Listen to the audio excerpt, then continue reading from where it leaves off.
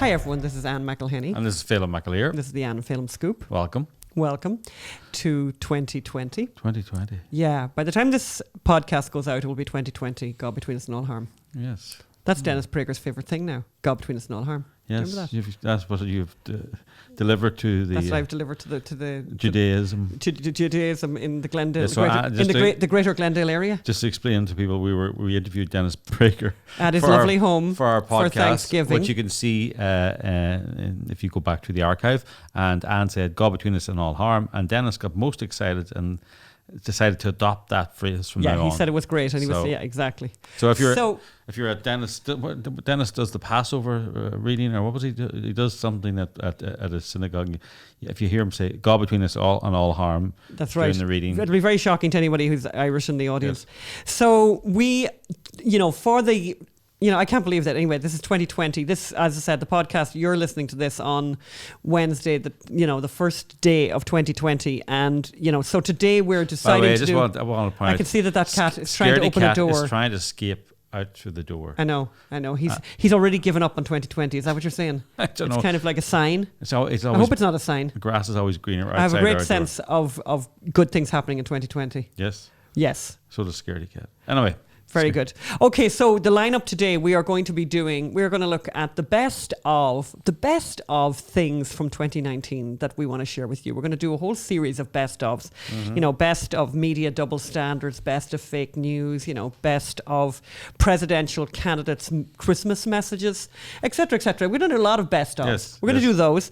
We're also going to look at our resolutions. Well, I'm going to tell my resolutions, and I think, Phelim, I'm hoping by the time we get to you that you're going to have thought of your resolutions for 2020, which is to be just fabulous to your wife. Well, that's my resolution. Funny, yeah, that's amazing. Funny, every year that's your resolution. That's my resolution. What's the cat at now? I don't know that cat now. I'll be watching him now. The cat on the furniture? The cat's on the also, furniture. we're going to be looking at the food. We're going to have a little food slot, which is going to be, which I'm excited to share. And we even have video in the food slot this time. Mm-hmm. And we're going to talk about movies. And then at the end of this show, we're going to have a special feature of Phelim McAleer, vigilante. Sort of vigilante in the Venice area. So Phelim put on his RoboCop. What is it called? Not RoboCop, like mall cop. Yes. Sort of a mall cop. Sort of a more mall cop than Batman. Definitely more in the mall cop zone than in the Batman zone. So Rent a cop. So Phelim went out. Fearless adventurer after truth and justice. Something like that. Something like that. And it's all captured on camera that Phelim filmed himself while in having an encounter with. Are we going to show the party? Person. Are we going to do the party video as well? What party? The one that was at our back. No, because we didn't show it to Magda, and I'm not sure that it'll be a visual that people can see. Okay. So I'm kind of concerned about that. Okay. I'm going to push you over the side of the table. I know that's just in case it's an you doesn't take him long to jump back up. So we're going to start, Phelim. I want to start. Just say Top Cat has now jumped on the opposite table and it's upsetting Magda's soundboard. Poor Magda. No, that's Top not Cat, right. Stop it. All right. So talking of best of, so we're going to start easy stuff, right? Best movie of the year for us. Can I just say sure. to everyone who can't see Top Cat and Scaredy Cat, you can watch this on YouTube, right? So if you're listening to this on a podcast... I would say there's people, by the way, Phelim, out there who are intentionally listening to this as an audio podcast so they don't have to look at the cats. Because not everyone is... Well, if they want to look at us too, you might want to look at us that's too. true. Many people prefer us in the visual medium. Many people like to look at us, exactly. Okay. Exactly. Sorry, Anne, you were saying. Sorry, as I was saying. So the first thing to talk about is the movie of the year. As according to us, the movie of the year for us, and by the way, total, let's be very honest here. We have not seen Joker, but a lot of me doesn't want to see Joker because it is ultimately nihilistic, and I've been told that by people who know that it doesn't have a salvific ending, that no redemption at the end, which I can't really handle. But anyway, so our movie of the year, which I think everyone will kind of guess at this point, is Once Upon a Time in Hollywood, which obviously we saw 3 times, and I cannot remember the last time I went to a movie in a movie theatre and watched it 3 times. So we loved it. But the other thing I want to say very quickly, this is a quick throwaway before we get on to our list, is to talk about this very funny thing that happened over Christmas, which we just thought was darling, which was the discovery that up in Canada, in CBC in Canada, played Home Alone 2 and they have edited out the little bit that Donald Trump appears in, where Donald Trump is giving a little cameo, where Donald Trump is giving the child who's lost directions in a hotel in New York. In defense of CBC, they say they have edited this piece out since 2014. Correct. Excuse me, where's the lobby? Down the hall and to the left. Thanks. For advertising purposes. By the way, why does the state run? If you're funded by the government, why do you need advertising? Why are you competing with private companies? Very true. You know, the BBC doesn't have advertising, but so see, this is CBC, so they're allowed to get money from the government and compete with the private sector through advertising. But that, so they cut the movie, they cut 7 minutes out, and they cut the Donald Trump piece out for advertising, and they said they did it in 2014. But my question is, did nobody in CBC say, hey, Donald Trump has become the most internationally recognized celebrity on the planet now? Is that cat on camera, Magda? No, okay, good, because he was doing an unspeakable thing. He was. I know, that's why I wanted to push him discreetly, Phelim. You didn't have to tell everyone. There could have been a way of just doing that kind of discreetly. It was. But anyway, CBC. So yes, he has become the most recognizable name. Trump is the most recognizable name on the planet, is it? Stop it, scared. And so you'd think somebody in CBC who's highly paid for such things would say, we cut that bit out. We should put it back in because it's a thing that people will look out for now. Yeah, and it's kind of historically interesting. It's a thing that people will actually might make people watch the movie because there's this hugely historical character in it playing a cameo. No, they put it in, and and it's the usual thing. Oh, it was a mistake. Why are all mistakes by liberal organizations, institutions always anti-conservative, always anti-Trump, always? The mistakes all go one way. They never make a mistake of accidentally including someone who they disagree with. So, all right, very good. That was just a throwaway thing, but we just thought it was good fun. So in our list, number one was best movie of the year. Number two is best media double standard of the year, and this goes to a recent story from CNN involving their White House reporter, right? Who's called Caitlin Collins. Caitlin Collins, yeah. Now, what did Caitlin Collins do? Well, in this season of forgiveness and love, right? So Caitlin, who's and CNN are so forgiving, right? They're so forgiving. They would never take someone who slipped, who accidentally said something or in their past said something that could be misconstrued. They would never misconstrue it badly at all. Crucify them forever. No. Caitlin, when she was at college, which was about 10 years ago, sent out tweets describing people from the LGBTQ plus community in a negative way, basically saying, well, I wouldn't want to share a room with one of them, type of thing. And I'm not going to use the F word that she used to describe lesbians. And she talked about lesbians, and she didn't want a lesbian in a room, and she didn't want an F in a room. Yes. The F that rhymes with maggots. Yes. Oh, hello. Look, even Top Cat was scared of that word. That was like a helicopter going past. No, past. that was you saying that word, and we've got a very sensitive cat. Oh, he's really CNN upset. Phelim. Yes. So these have emerged, and CNN, which has been vicious and cruel and nasty for anyone who's transgressed in their past, no matter how young. If they're on the other side. Has in that spirit, announced it's time for forgiveness. Yeah, there's nothing to see here. Nothing to see here. And she's great. And in fact, they've had one of their own come out, who is a member of the LGBTQ plus FOGLLMPO, lots and lots of different syllables. Supercalifragilistic. Somebody like that from CNN has come out and said, and I'm gay, so I can say this. Yes. Basically, she's great. Yes. And I've never witnessed anything like this. Moving right along. Move along. Nothing to see here. No homophobia here. Folks in CNN. Our third section is the best puff reporting of 2019, and I just think this is so. There's a lot of candidates for this. I think it's a general award to the media for best puff piece reporting. Yeah, there's an awful lot of people, in contention for this one. But the one that we think definitely deserves the prize this year for puff reporting. For the whole 2019 on one particular narrative, and that narrative is the homelessness crisis. And it's quite extraordinary. So what have they got in similar? The similarity is the narrative that they have. Hello. Okay, now stop that. I'm being attacked. My papers are being The narrative that they have I don't know what that's about. I don't know what it's about either. The narrative that they have is that, first of all, the reason that there's homelessness is because the rents are just too high. The rent's too damn high. Yeah, that's right. If the rent wasn't so high, there wouldn't be all these homeless people because... There you go. Yeah. Because basically, all these people would be, they would be, the only problem is, that the rent is like, so the average rent, obviously, by the way, in Los Angeles is about $2,500 a month, which is a lot, by the way. But the idea, so the idea basically is the only reason that there's all these homeless people is that the rent is high. It's the two things that they say in all these stories. First, the rent is too high. The second thing that they say in all these stories is that the people who are homeless, and they feature these homeless people, and I love the people that they choose. So they chose, The Guardian last week chose a guy called Warwick Benjamin, who ended up homeless because work as a graphic artist had dried up. Because that's a thing that strikes you when you see these homeless encampments. You think, oh my God, would you look at all the graphic artists whose work must have dried up? There's that. Then there's also, of course, the story of, again, another thing that always strikes me when I go past these encampments where all the bicycles are and all and all the people are getting super aggressive and shooting up is there's the Moldovan opera singer. Yes. So, of course, as you know, there was the Moldovan opera singer who was recently discovered. And someone did a GoFundMe campaign. A cop saw her, took a video of this woman singing.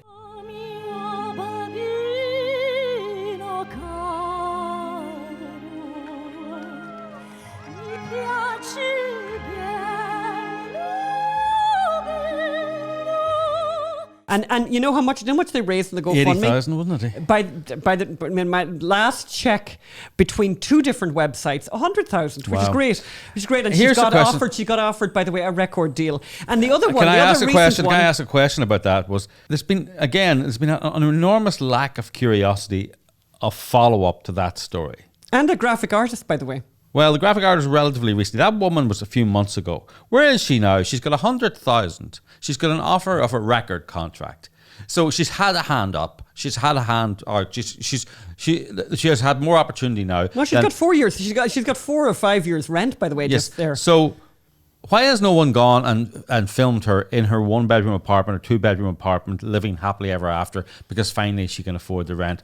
Perhaps it's because she's homeless, because she wants to be homeless. That could be. We don't know. We don't know. But the lack of curiosity, the lack of reporting. There is a lack of curiosity. The lack of reporting tells me that this is not a hard luck story. They basically do that stenography thing rather than ask any questions. Another one that I loved was one that CNN had recently, which was this Yale graduate Wall Street banker who is homeless. And I just think that I love the fact that they choose these stories, and it certainly isn't what people are experiencing living in, for example, around here in the Venice area. It's certainly not the experience that they're having of the homeless people that they're meeting, who are super aggressive, who are, defecating on the beach, on the street, who are shooting up, who are sniffing all kinds of things, who are stealing stuff. You go past an encampment and you'll see 50 or 60 bicycles, and one guy and there. Selling them. And they're selling them and whatever. And, which will allow us, by the way, to share our bicycle story at the end of this podcast. So the issue is that regarding fake news, if you read a story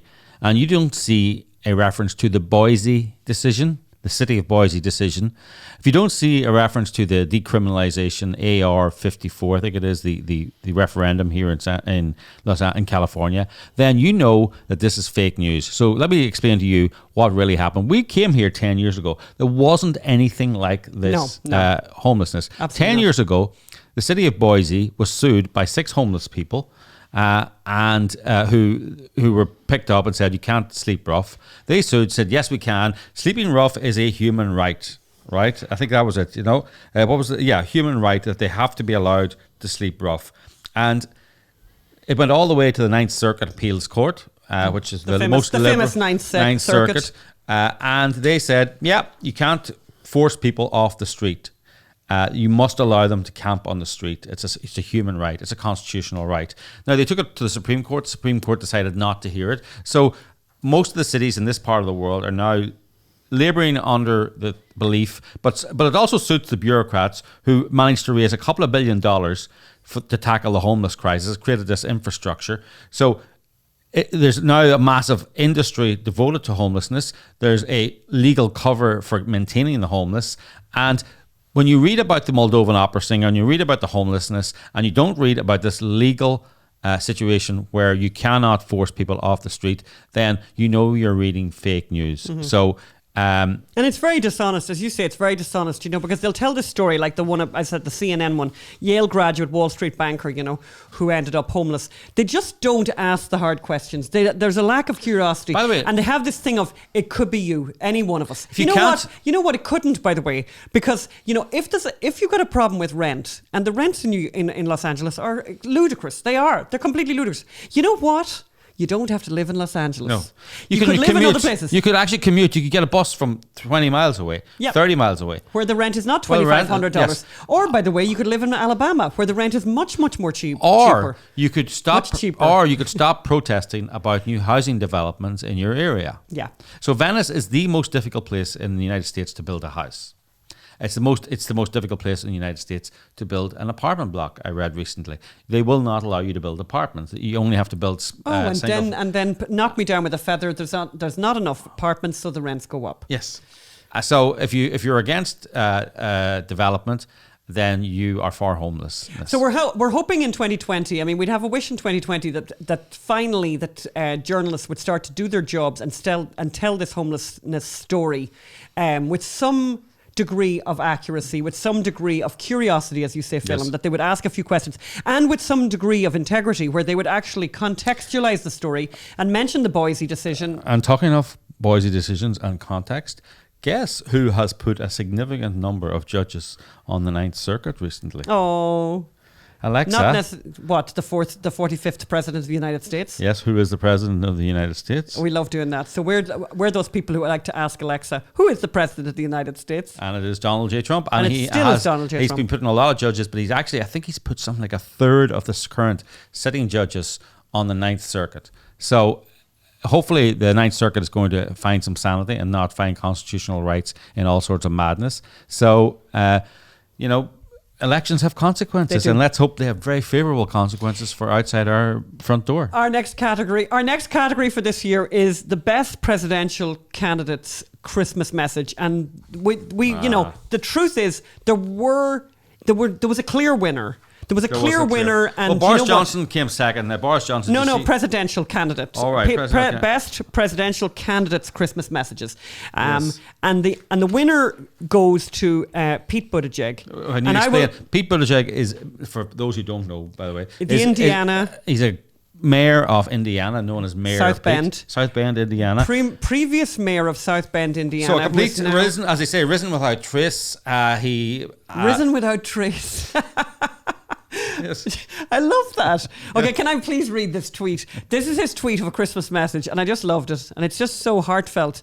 And obviously the man is deeply, deeply religious. Yes. Today I join millions around the world in celebrating the arrival of divinity on earth, who came into this world not in riches, but in poverty, not as a citizen, but as a refugee. No matter where or how we celebrate, Merry Christmas. So Pete Buttigieg, little history lesson for you there, little bit of Bible studies for you there. No, Jesus Christ was not a refugee.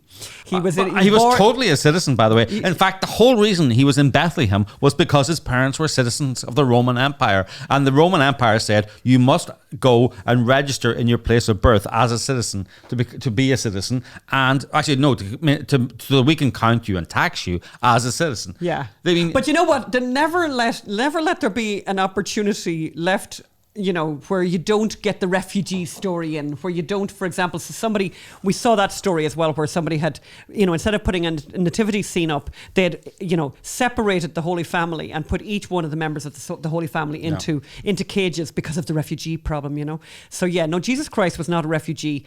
Good try there, Pete Buttigieg. Good try to shoehorn your refugee, story in there. But let's at least try and find an appropriate home for it. The media have been trying to push Pete Buttigieg as this kind of evangelical right on Democrat, sort of a very right on. Yeah, but he's religious. He's religious and gay. Yeah, but he's religious. That's the big thing. Bernie's secular, but this is a man who's religious, and they're trying to push this, and they're comparing and contrasting him with Mike Pence, who's also religious and from Indiana.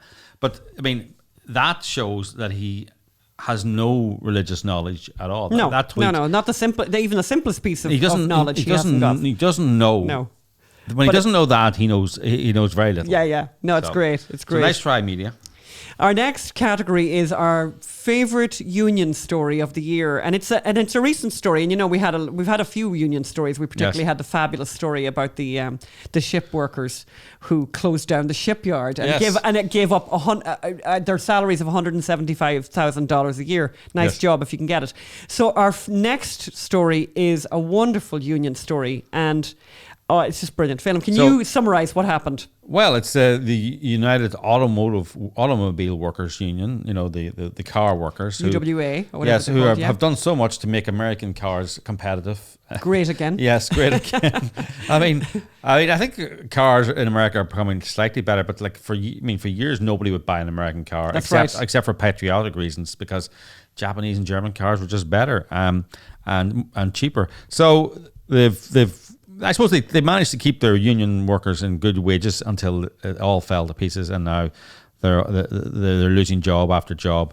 So the Auto Workers Union president and his sidekick, former president, they have been indicted, have they, or charged and investigated over basically living like kings. So they're supposed to represent the workers, but they're living like kings. And to give an example of what has been discovered, I just think it's fabulous. On a single day in December 2015, Gary Jones, who resigned last month as president of the United Automobile Workers, spent more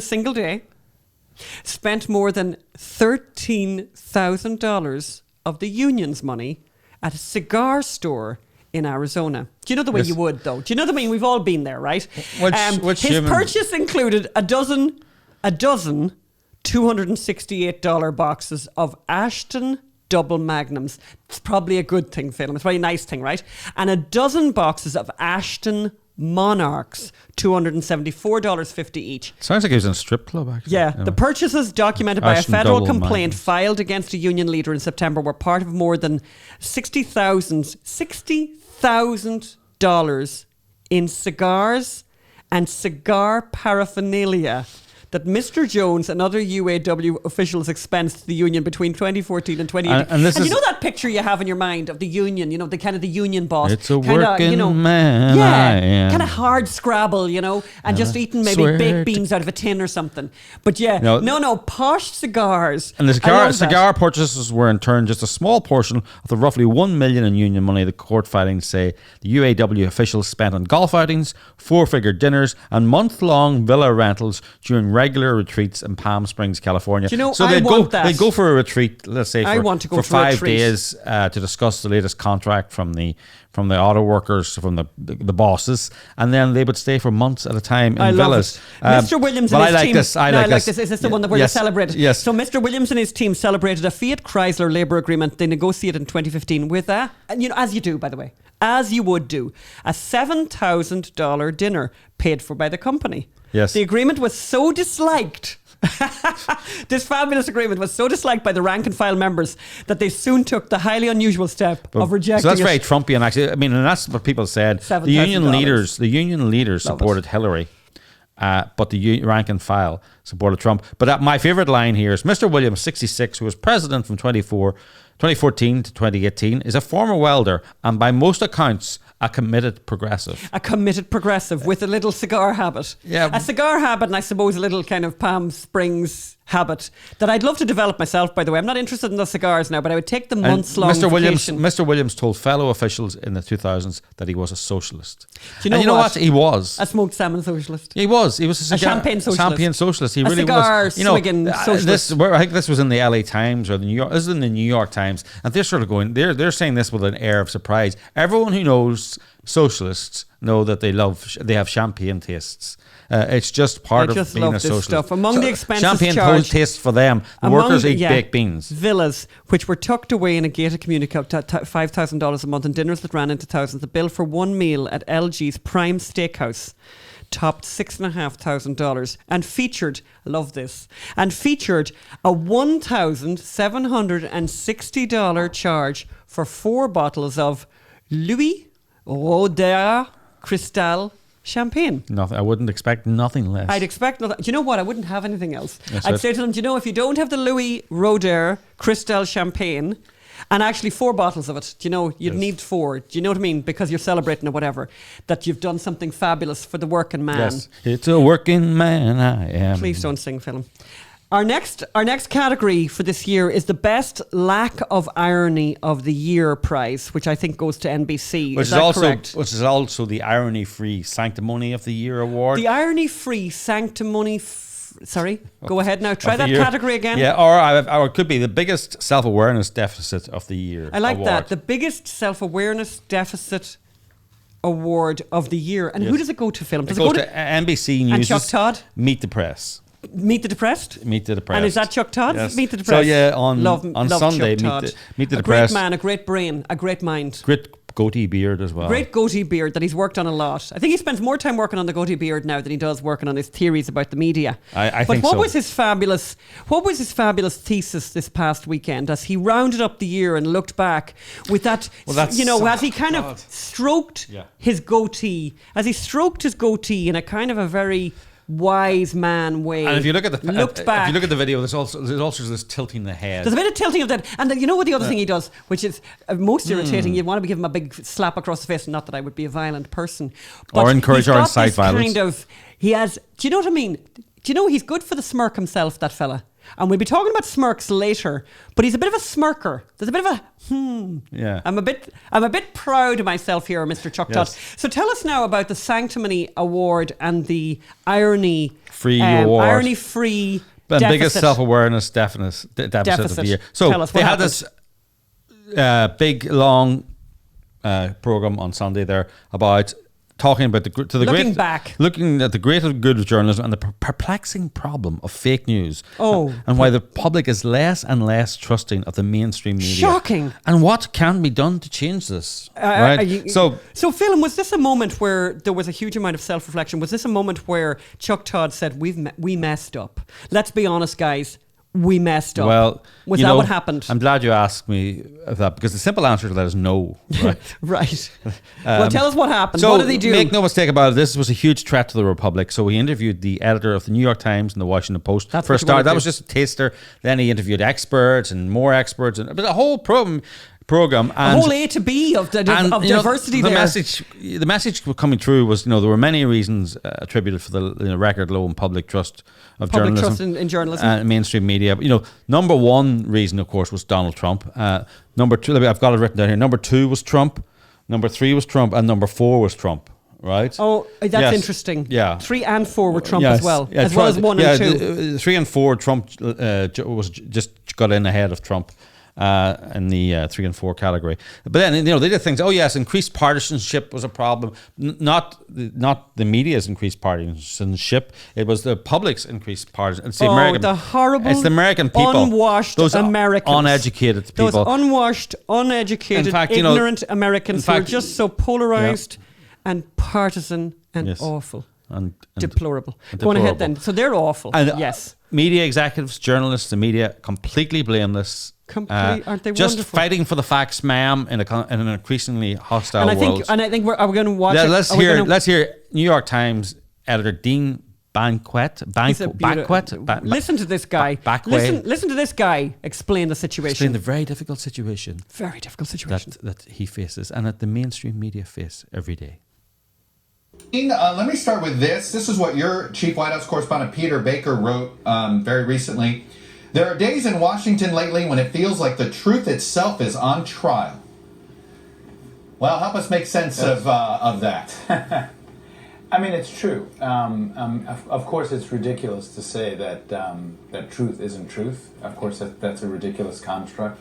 I mean, our job, and it's a hard job, but our job, and I think our newsrooms have been sort of rebuilt to do this, is to very aggressively sort out fact from fiction, and to very aggressively work to make sure that people trust us and understand that that's our job. I mean, Marty has a very extensive fact-checking operation, as do we, and those things didn't exist 3 or 4 years ago, and they're an acknowledgement that one of the jobs of the news media is to sort through all of the BS, if I can say that, and come do the kind of deep reporting that we all grew up doing. So it's a really difficult job. Yeah, so the job, as he says, the job of the New York Times and its journalists is to sort out fact from fiction. But it's also a very difficult job. And to very aggressively work to ensure people trust us. So to very aggressively work to make sure that people trust us. This is the man from the New York Times. These are people of their times. These are the man. These are people going to save us. Man of the moment. Yes. No self-awareness. No admission. They have got story Nothing after got story nothing wrong. No, and no, they no. haven't got anything wrong, have they, Phelim? Except for the Russian collusion. And errors. Errors. All except they for were the all errors. 2016 election. So Except for okay. no. Yes. Exactly. But no mention of all the errors, and no mention of, and not one person from the alternative media was on there to say, you guys got it wrong, you guys blew it up, apologize. There was no self-introspection at all. Self-introspection, I think that's you could start, that'd be a new thing. Yes, That'll be like your new thing, that Phelim's new thing, which is Yolates. Yes. Yolates is a combination of yoga and Pilates, but he's not doing it. He just has invented it. Okay, Phelim, yes. TM. Oh, Go no, on I ahead. wouldn't dream of It'll doing be it. huge. Yolates is going to be huge, yes. Way bigger than Fitbit or Yes. Fight Club. What's that thing that you do, Magda? What's it called? CrossFit. Yeah, bigger than CrossFit. Yolates. And Magda doesn't even do it, but Doesn't she used do to do CrossFit. it. She doesn't. She did it for a while. And by my favorite story of Magda doing CrossFit is the first time she went to CrossFit with her husband. They came back, and she basically spent the whole class thinking she was going to die. Then she comes back. They sit in the car, and the husband looks at her and says, "Oh, I've got a trick for getting out of the car." And he had to he did this kind of a swinging motion where he swung himself and created sort of a momentum, a pendulum, because getting out of the car was so difficult because your body is in such agony. Anyway, that just really. do you know what? It makes me want to go. It makes me really want to go. It makes me really want to Yes. join CrossFit. But Yes. no, Yolates. Yolates. Back to Chuck Self-introspection. Todd, Phelim. So at the end, there was a panel to sum up everything that we talked about during the whole of the show. And there's a woman called Kara Swisher, who's a journalist from the tech website Recode. And remember that name, Kara Swisher, because we're going to come back to her. Kara Swisher. So is it Tara or Kara? Yeah, Kara. right, Kara Swisher. So Kara said, and let's hear what Kara said. Let's hear what Kara said. The issue is when you get it into the social media space, it becomes three things. It becomes weaponized, it becomes amplified, and it becomes anonymous. And then you can repeat lies, and then they take a virality and create engagement that leads to enragement. And then it, do it again, lather, rinse, repeat. And that's what goes on. So Kara said, the issue is when you get into social media space, it becomes three things. It becomes weaponized, it becomes amplified, and it becomes anonymous. And then you repeat lies, and you can repeat lies, and they take a virality and create engagement. A virality. And create engagement that leads to enragement. You see what you did there? Engagement that leads to enragement. Engagement that leads to enragement. And then, do it again, lather, rinse, repeat, and that's what goes on. She's so cool. She's just there. She's just Okay. she's of the moment. So Virality. Virality. Sorry. There's a new word, by the way. Engagement that leads to enragement. All right, go on So ahead. Cara, let me just tell Tell you. us about Cara. You're full of nonsense. Oh, Cara, you're so full of nonsense. And all of you are full of nonsense. So if you want to look at fake news, the biggest example of fake news of the last year, or the last few years, look at NBC, look at New York Times, look at MSNBC. It's the Russia collusion hoax, where they bigged up every story, bombshell after bombshell, the president, the walls are closing in, and they promoted facts that promoted the collusion narrative, ignored facts that said there's no collusion, and ignored facts, and then ignored the Mueller report that said there was no collusion, and buried the IG report that said the FBI lied and used fraudulent documents to investigate a political campaign, to spy on a political campaign that the senior members didn't like. Yeah. So, but anyway, and just let me show you how Rachel Maddow covered the. Now this was done by Greg Gutfeld. This is the kind of madness that went on for 2 years in the Rachel Maddow show. MSNBC, Chuck Todd, MSNBC. Let's have a look at the video. This guy Kalimnik keeps turning up again and again. Konstantin Kalimnik,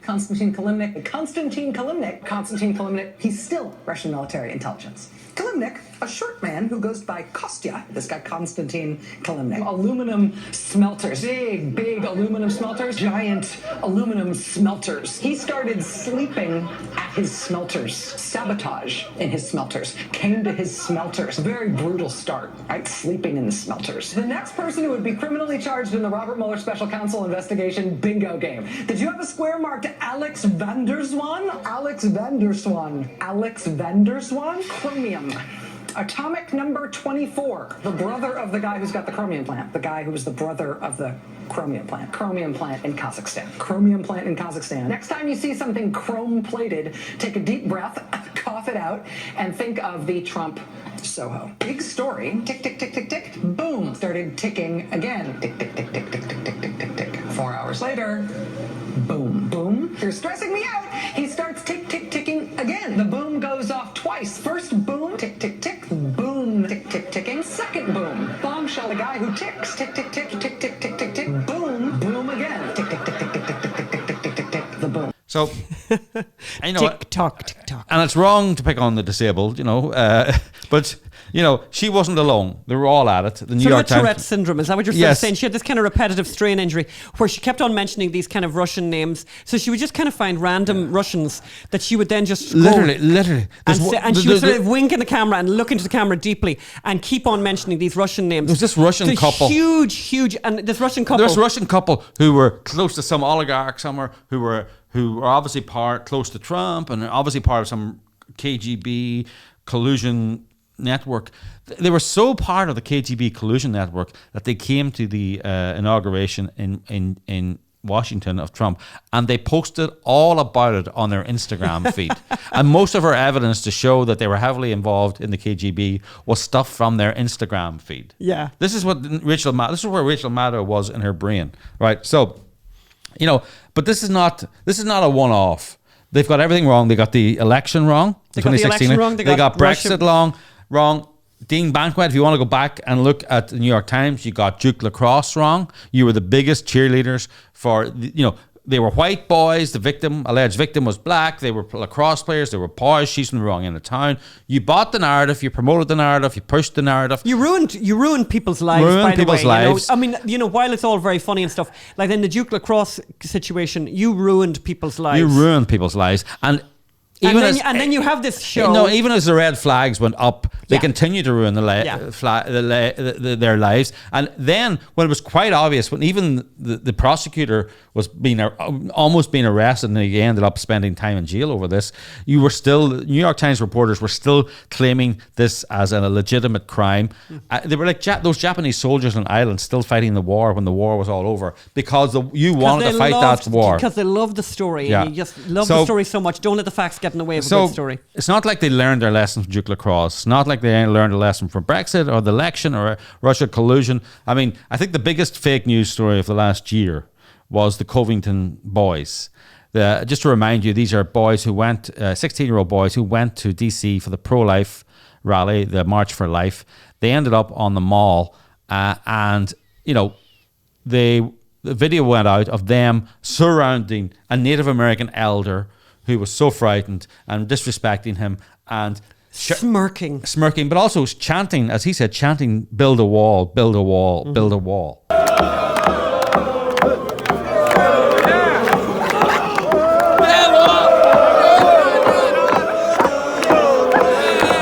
And everyone reported that. And they reported him.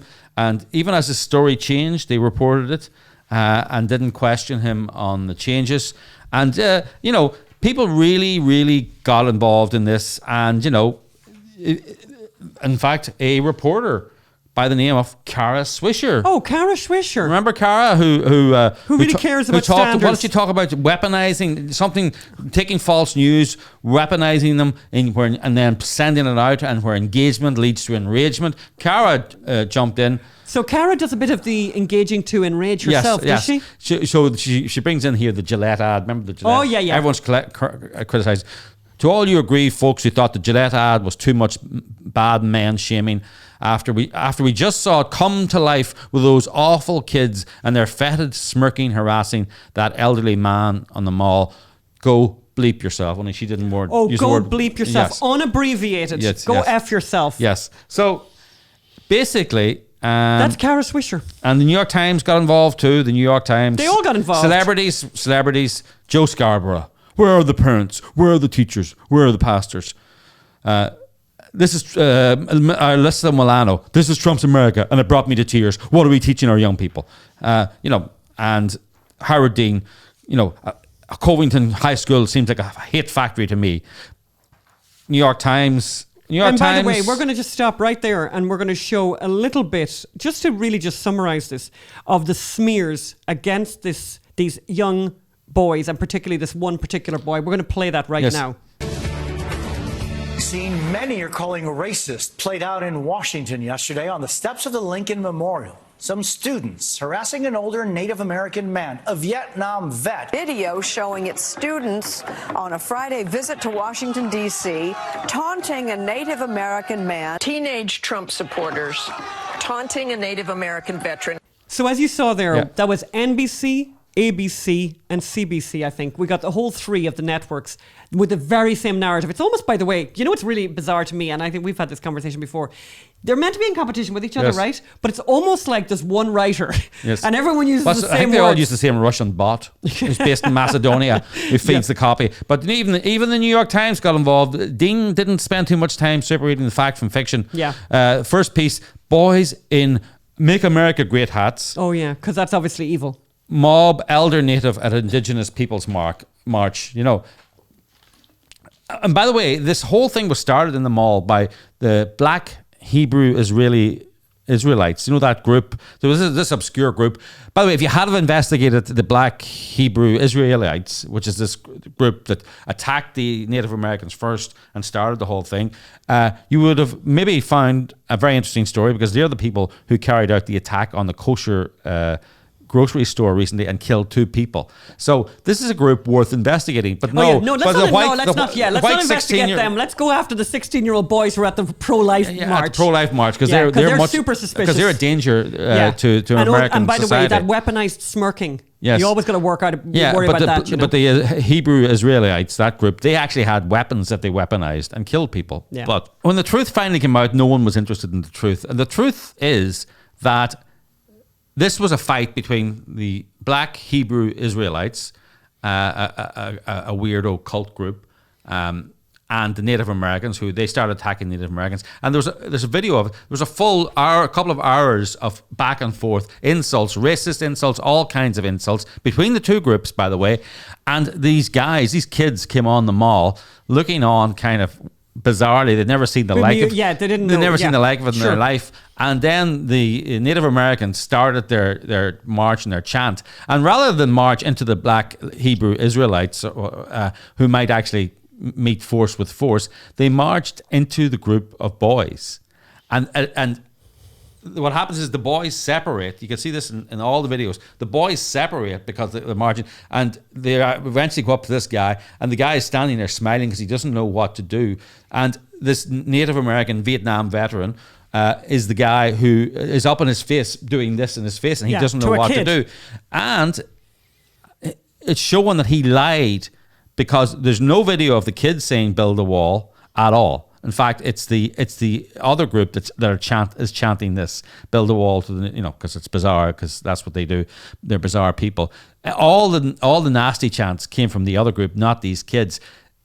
That Native American, Nathan Phillips, lied about that. He also lied about being a Vietnam veteran. He's not a Vietnam veteran. So... But everyone repeated that. It was just because he said it had to be true, By the way, when did being a Vietnam veteran become a liberal thing for sympathy? Didn't I see in the movies that all Vietnam veterans are rapists and murderers? Maybe, I don't know. So basically, Chuck Todd, rounding up that, the sort of, as you said, irony bypass that happened here. If you want to know why you're not respected as a journalist, if you want to know why no one trusts you anymore, look at your output.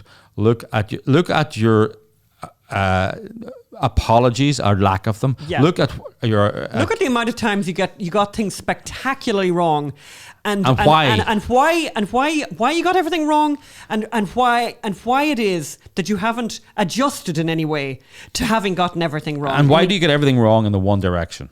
Yeah. And it's a bit like the FBI making 17 errors and omissions. In the one direction. In the one direction. When you have 17 errors and omissions in the one direction, these are not errors and omissions, these are lies. When you keep making errors and omissions as a news reporter in the one direction, they're not errors and omissions, they're deliberate fraud and misrepresentation. So Chuck Todd, we please invite us on Meet the Press. Look, there are plenty of people out there. There's Molly Hemingway. There's the Media Research Centre.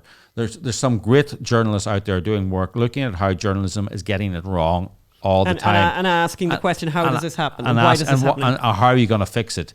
And, you should listen to them. You might learn something. And hire some diverse voices. And you might be challenged more often in your own newsrooms and not make these mistakes. Thank you, Phelim. So we're now going to talk about New Year's resolutions. I have a few New Year's resolutions. I want to know what yours are, Phelim. Mine are I've got a couple. My biggest one is I want to read more. I want to read a lot more, and I want to watch. Basically, I want to watch only appointment television. So I'm only going to watch things that I have made sort of a decision to watch, and I'm not going to channel surf. I'm also going to, for sure, learn how to use my Instant Pot. So I bought myself for a present last Christmas an Instant Pot. It has been used once because a friend was here who stood by us and supervised, but we're too scared to use it ourselves. But we plan on using it this year. I plan on learning how to use it and not be scared of a piece of kitchen equipment. I shouldn't be intimidated by a piece of kitchen equipment. I'm going to take more exercise. I know, yawn. I know, because that's really unusual.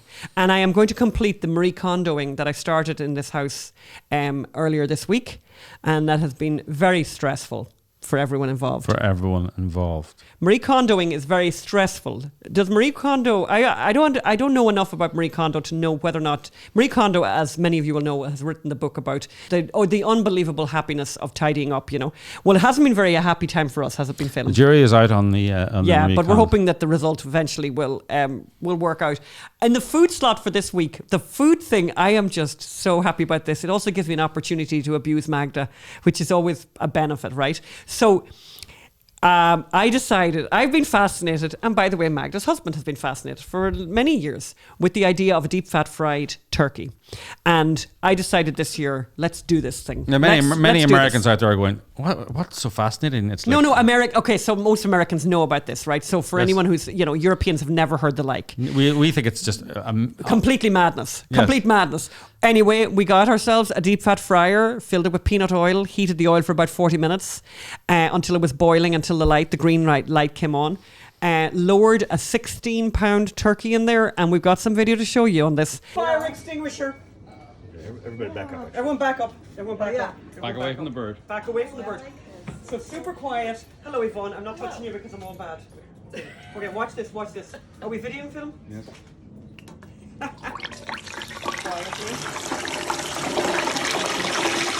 And it cooked beautifully in 1 hour. I would say two things. One, I did brine it for sure for like 8 hours. Mm-hmm. And the second thing I did was we injected it. We melted butter and injected that bird with a ton of butter.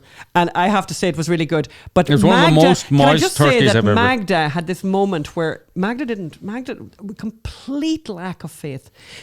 I just have to contradict you in that. Complete lack of faith? It was more than a moment. It was a bloody week. Yeah, it was bad. It was bad. So for a week of phone calls. So for a week before Christmas Day, we get constant contact. Who needs emails? Constant contact from Magda's husband saying, I'm not sure this is going to work out. We're very worried about this. We're going to make some other alternative meat product, some other protein so that people aren't starving. Yes. And in fact, that did happen. And another piece of meat was made in case the turkey was inedible. And you know what the turkey was? Beautiful. It was the nicest turkey I've ever had. The nicest turkey we've ever had. Yes. And Magda actually had to...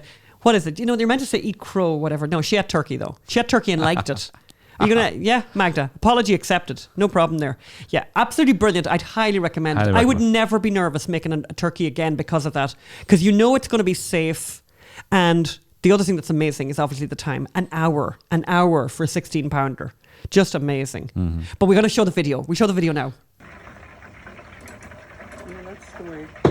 So isn't that hilarious? Isn't that fantastic? Most Americans think that's just normal. We thought it was fabulous. We thought it was fabulous. We thought it was fabulous. It's scary but fabulous. The other thing we want to talk about very quickly, because we're just finishing up now, is the movies that we've seen over Christmas. And I have to say, in summary, Phelim, we have had a disaster in all of our watching this Christmas, except for one, and it's the one we talked about last week. But we're actually going to talk about, okay. Here's what we've watched, and I'm panning all of these, and you are going to disagree with me on one. So Uncut Gems is the one where you disagree, which is the one with Adam Sandler. Life is too short to go and see it. I found he's amazing in it, no doubt about it. It's frantic, it's too loud, it's too frantic. Did I mention it's frantic? And it's just every way awful. It's everything I don't want to do with a movie. I've become my own father. My father used to talk about why can't they make nice movies anymore? It's certainly not a nice movie. It's too aggressive. It's too frantic. Did I mention it's frantic? Uncut Gems. Yes, it's kind of frantic, and he's sweating, and he's making really bad decisions over and over and over again, and there's nothing really nice about him, and he cheats on his wife, and it's just awful, and it's relentless, and he's horrible to his children. Oh, I hate that. I hated it. Aren't he and his wife getting divorced? Yeah, but because he has a girlfriend in an apartment in New York, Phelim, and he's not seeing his children, and his children are there on stage in the little play, and he walks out in the middle of it because he's doing some deal because he's a gambler. I hated it, but his performance is amazing. Moving on from Uncut Gems, what did you like about it, Phelim? It's the same as Urban Cowboy. It's not. No, that's not fair. It is a story of degradation and struggle and drama and humanity. I think it's unfair on everyone involved in Midnight Cowboy to compare it. It's I enjoyed it. Okay, I mean, it's very stressful, right? It's very stressful. You always know. Do you want to go to the movies and be stressed? I don't. That's just going right out on a limb there. Anything, where they have these movies and they say things like, it's really dark and disturbing. I'm like, thanks for telling me. Yeah, that's not for me. I'm not doing dark and disturbing. Okay, hey, let's go and see Between Two Ferns. So then we watched Between Two Ferns, which is the Zach Galifianakis' film. And what I've worked out about Zach Galifianakis is that he was in The Hangover. He was in other things and he was very funny. He's very funny when he has a script. That cat needs to really stop scratching there because I can hear the noise over here. I don't know if Magda can hear it. But basically, Zach Galifianakis is funny when he's got a script that somebody else has written. When he's written his own script, not so funny. Yeah. No, not so much. The Irishman. Again, I think we disagree on this. No. Okay. Again, life is too short to watch The Irishman. Yeah. I felt like I'd seen it before. Yeah, that's the big problem. I mean, if it was 2 hours long, I'd say you could watch it. It's just like The Sopranos meets Goodfellas meets The Godfather. But there's nothing original or new in it, except for the technology they used to de-age them and yawna. But at 3.5 hours, it's just too long. There's nothing new in it. And they're so proud of the CGI, or they're so proud of this thing that they've done with and the they're so aging. proud that it's Pesci and De Niro and Scorsese. I actually think what happened was that all those guys, Pesci, De Niro, etc., that they all wanted to hang out and have like a reunion. Yes. And they had this like lengthy reunion in the making of this film, and the rest of us have to suffer. And I definitely didn't like it. The other movie we went to see, which by the way was highly recommended by a friend. We didn't go and see it. We saw it on TV. We bought it. Yes. We paid for it.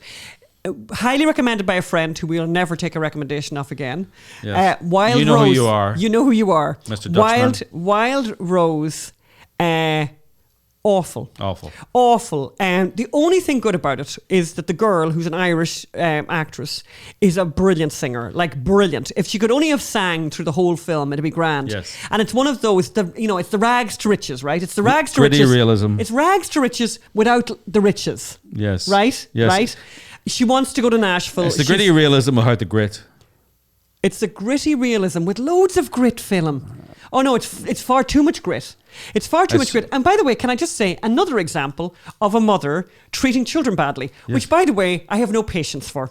Do you know what? I have no patience for. And I don't care. And you'd love to be a singer. Shut up and take care of your children. You horrible woman. Sorry, am I overextending here? No, and by the way, no chat about a father. Zero. He doesn't even get mentioned. There's no father on the scene. She's in prison at the beginning for dealing heroin. Lovely. I found nothing redeeming about it except for a couple of nice songs. But you know what? That's what Spotify is for. Yeah. So you didn't have to look at her being horrible to her children and just horrible. And then we watched Dolomite Is My Name, another recommendation from a friend of ours, same friend as the Wild Rose. Same ex-friend. And we thought, you know what, let's give him another go here. So we watched Dolomite Is My Friend, which has Eddie Murphy in the lead role. Love Eddie Murphy, by the way. I love Eddie Murphy. And I mean, see, the thing is, no, remember that Dolomite. movie NWA, right?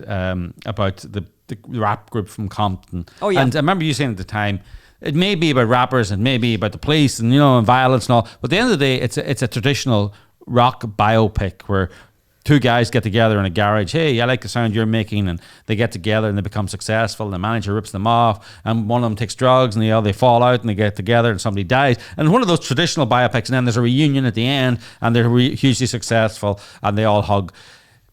This is not that. No. I mean, and you were critical that NWA was traditional.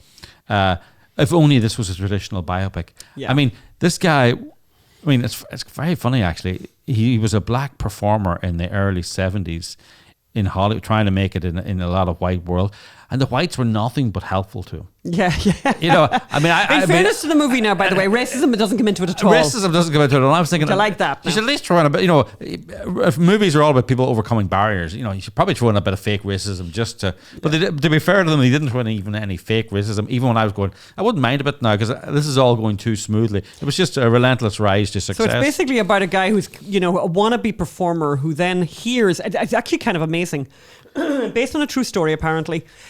He comes across a homeless guy who is basically doing some kind of organic version of rapping poetry. And he starts listening to him, and then he decides, you know what, I'm going to fill this guy up with alcohol and give him a bunch of money and tape him, and then take take what this guy has created, this kind of organic rapping thing that this guy is doing really in a talented way, and I'm going to steal it. Yeah.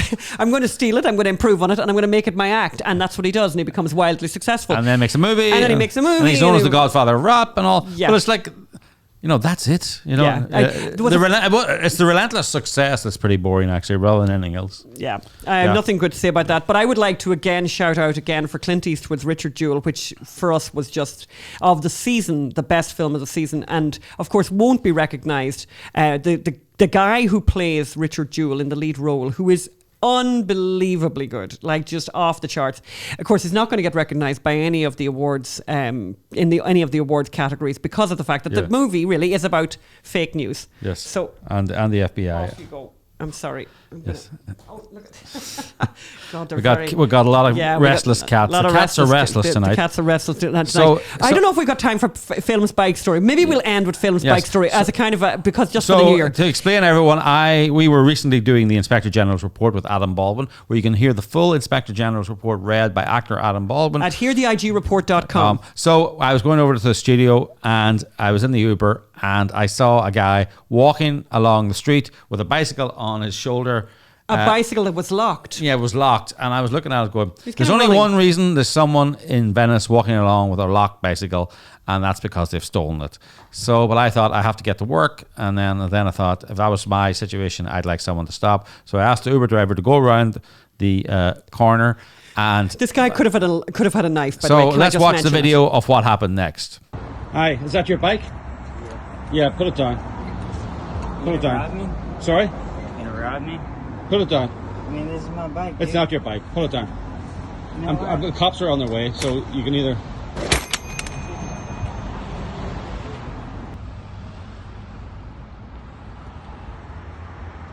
I think the lesson here is that the question is, if you owned a bike and a guy asked you, is that your own bike? Would you, if you actually owned the bike, if you had a legitimate property claim, yes, would you run off like that? Would you run off like that? And he didn't. So I now have this bike. If you are from the Venice area in California and you have had a stolen bike recently, we've got a photograph up on Next Door. It's on Next Door. We have a photograph up on Next Door, and please come and take your bike away. Please come and take your bike away.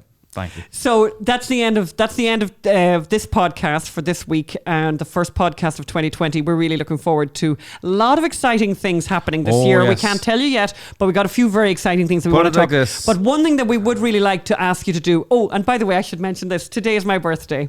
Today is my birthday. Happy birthday! And if you would like to show your affection for me, I would love you to give a donation to the Unreported Story Society, which is our 501c3, and you can do that by going, Magda, where? Tell me where to go to. Go to the unreportedstorysociety.com, unreportedstorysociety.com, and give what you can. I mean, one of the things we'd love to ask you to do is to be, a repeat offender, a sustaining member. Give what you can every month. Like a cup of coffee or 14 cups of coffee or whatever.